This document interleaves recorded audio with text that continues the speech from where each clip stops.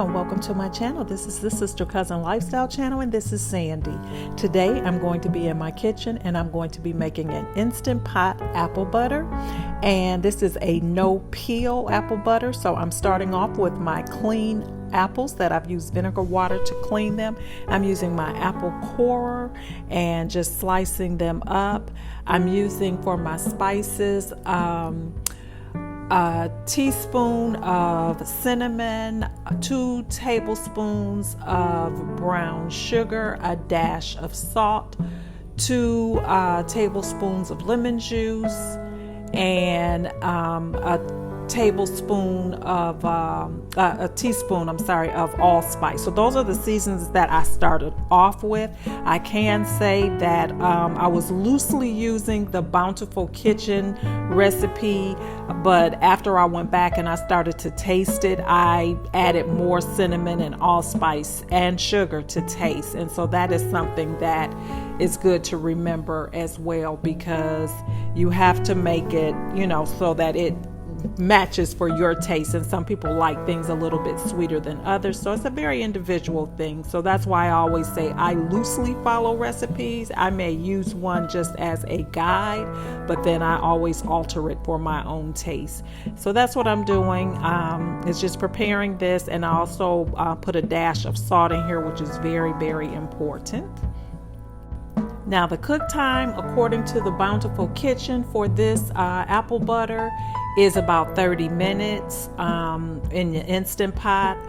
I did find that I preferred the texture and everything better using the slow cook setting, and so that's what I ultimately did with it.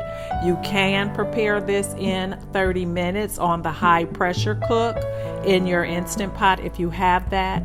But like I said, I wanted my texture to really be that of more of the buttery spread, like to have the apples caramelize more. I felt that after cooking it on the 30 minutes, to me it was more like an apple sauce.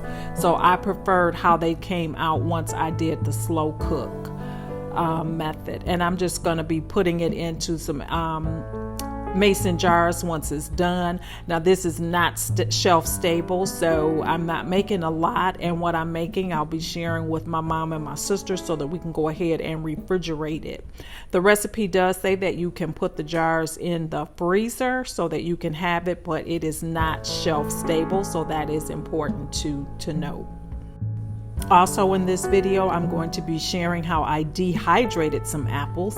This is apple season and I love anything apple and cinnamony. I just like that flavor. So I am looking for things to do for an apple recipe. So I'll be sharing that as well. So here we are. I'm just going to check the apples after they've cooked for a little while, and they are very, very soft at this point. And so what I ended up doing was taking my hand mixer and just kind of beating them so that they can smooth out to the texture that I wanted, and that would smooth it out. If you have an immersion mixer, it's perfect for that piece of the process.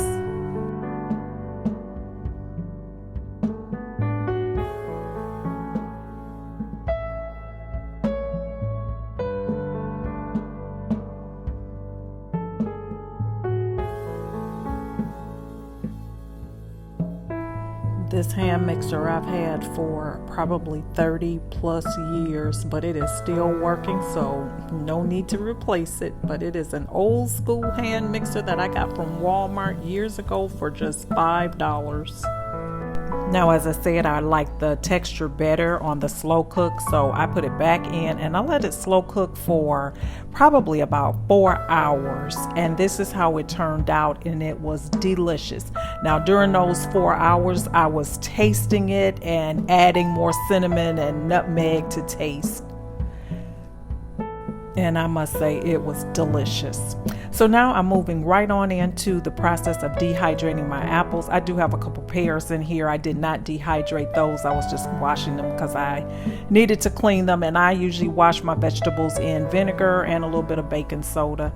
So with this process, all I did was, after I cleaned the apples, I just chopped them up into small pieces. I did not peel them.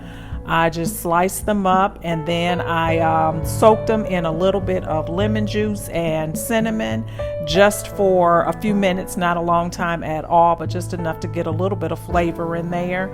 And then I went ahead and put them right on into my air fryer, and I put them in there on the dehydrate setting and let them go ahead and go through the process. Now, the dehydration process takes a very long time. It took 6 hours for these apples to dehydrate.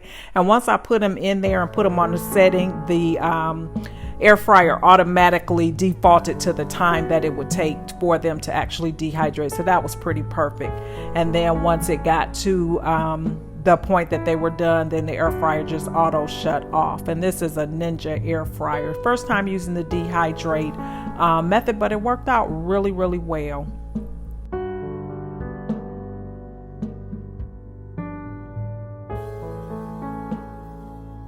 And once the apples were dehydrated, they were good to go, and I just put them into jars so that I would have them ready for when I wanted to put them on some cereal or some oatmeal. They're perfect for salads. They're just perfect for just snacking if you just want some apple chips, but I really do enjoy them.